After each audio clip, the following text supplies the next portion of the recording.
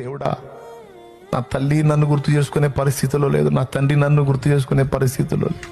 నాకు ఎందుకు ఇలా అవుతుందో నాకు అర్థం కావట్లేదు, నేను ఎందుకు ఇలా అయిపోతున్నానో నాకు అర్థం కావట్లేదు, నాకేం జరుగుతుందో నాకు అర్థం కావట్లేదు, ఎందుకు నా పరిస్థితి ఇలా మారిందో, నా ఇల్లు ఎందుకు ఇలా శాపగ్రస్తమైందో, నా కుటుంబం ఎందుకు ఇలా పతనమైందో, నా బిడ్డలకి, నా భార్యకి, నా తల్లిదండ్రులకి, నా తోడబుట్టి వారికి కాకుండా నేను ఇలా ఎందుకు అయిపోయానో దేవుడా నాకు అర్థం కావట్లేదు. ఇక నువ్వు తప్ప నన్ను దర్శించేవాళ్ళు, ఆదుకునేవాళ్ళు, ఆదరించేవాళ్ళు ఎవరున్నారు? నీకు తెలుసా? వానికి యేసు తెలియదు.